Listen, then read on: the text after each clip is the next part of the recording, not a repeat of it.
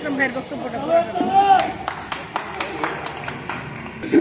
সভাপতি, সামনে উপবিষ্ট নেতৃবৃন্দ, উদিচের নেতা কর্মী, শিল্পী, সংগ্রামী ভাই বোনেরা, অত্যন্ত দুঃখজনক যে ঘটনাগুলো আমরা 5ই আগস্টের পর একে একে দেখছি।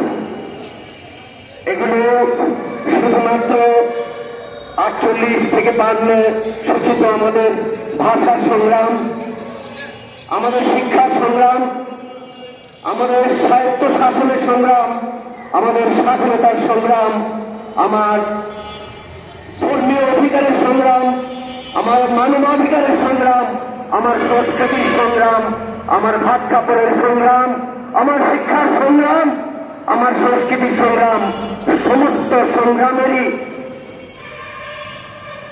বিপরীত, সমস্ত সংগ্রামেরই প্রতিকূল, সমস্ত সংগ্রামেরই বিরোধী।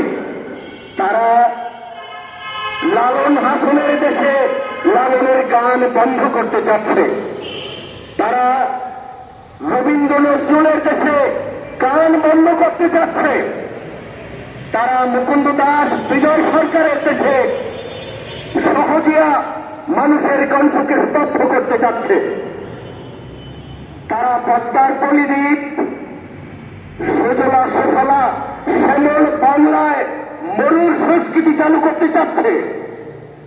আমরা এই বাংলার হাজার বছরের বাঙালি, সমস্ত সংগ্রামের, সমস্ত ঐতিহ্যের, সমস্ত শিক্ষার, সমস্ত সংস্কৃতির ধারায় যে মানুষ আমরা গড়ে উঠেছি এই বাংলায়, এই পদ্মার পলিদ্বীপে, এই শ্যামল বাংলায়, আমরা আমাদের জীবন থাকতে তোমার মরুর সংস্কৃতি প্রতিষ্ঠা করতে আমরা দেব না, দেব না, দেব না।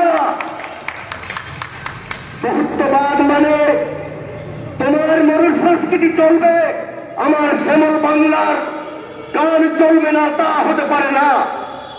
বহুত্ববাদ মানে সব্যসাচীর স্থল বন্ধ করা নয়। বহুত্ববাদ মানে তোমার বই চলবে আর তসলিমা নাসরিনের বই চলবে না, তা হতে পারে না। আমরা সকল কিছু পড়তে চাই, সকল গান গাইতে চাই, সকল ছবি দেখতে চাই, সকল সংস্কৃতি চালু রাখতে চাই। আজকের 21 শতকের বিশ্বে জাতিসংঘ সহ সকল বিশ্বসভা সেই কথাই বলে। আপনারা যদি মনে করেন এই কোন অভ্যুত্থান আপনার একার, সম্পূর্ণ আপনি ভুল করবেন। এখানে যারা বসে আছে, সামনে যারা উপবিষ্ট আছে এবং আরো যারা নাই, তারাই যুবযাত্রার রূপকার।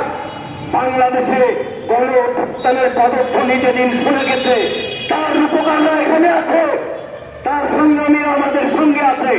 আমাদের ডাকে হাজার হাজার লাখে লাখে মানুষ শহীদ মিনারে সমবেত হয়েছিল। আমাদের একটা ভ্যালু আছে, মূল্য আছে।